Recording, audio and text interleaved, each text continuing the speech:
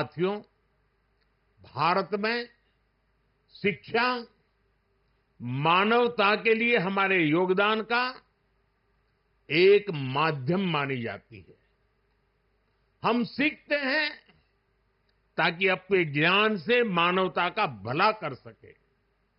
आप देखिए, अभी 2 दिन ही के बाद ही 21 जून को इंटरनेशनल योगा डे है।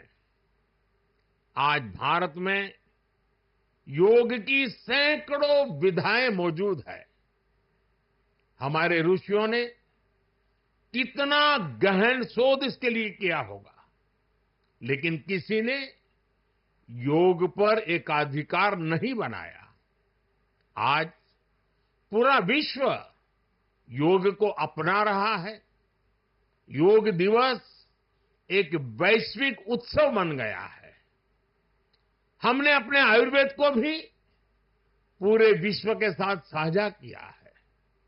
आज आयुर्वेद को स्वस्थ जीवन के एक स्रोत के रूप में देखा जा रहा है। सस्टेनेबल लाइफस्टाइल और सस्टेनेबल डेवलपमेंट का एक और उदाहरण हमारे सामने है। भारत ने सदियों तक सस्टेनेबिलिटी को एक मॉडल के रूप में जीकर दिखाया है। हम प्रगति और पर्यावरण को एक साथ लेकर चले हैं। अपने उन्हीं अनुभवों के आधार पर भारत ने विश्व को मिशन लाइफ जैसा मानवीय विजन दिया है। आज इंटरनेशनल सोलर अलायंस जैसे मंच सुरक्षित भविष्य की उम्मीद बन रहे हैं।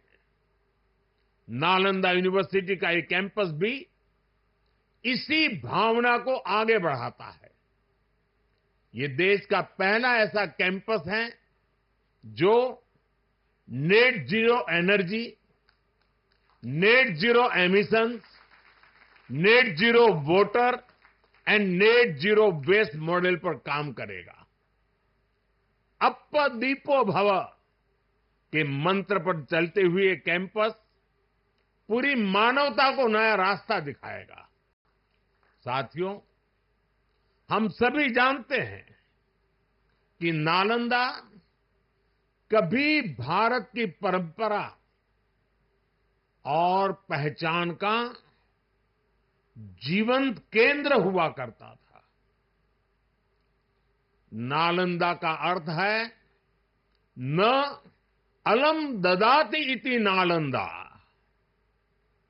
अर्थात जहां शिक्षा का, ज्ञान के दान का अविरल प्रवाह हो।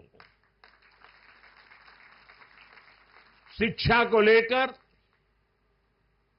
एजुकेशन को लेकर यही भारत की सोच रही है।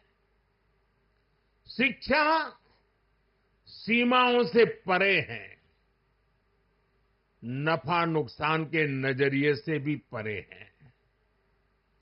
शिक्षा ही हमें गढ़ती है, विचार देती है और उसे आकार देती है। प्राचीन नालंदा में बच्चों का एडमिशन उनकी पहचान, उनकी नेशनलिटी को देखकर नहीं होता था। हर देश, हर वर्ग के युवा यहां आते थे। नालंदा विश्वविद्यालय के इस नए कैंपस में हमें उसी प्राचीन व्यवस्था को फिर से आधुनिक रूप में मजबूती देनी है। और मुझे ये देखकर खुशी है कि दुनिया के कई देशों से यहां स्टूडेंट्स आने लगे हैं।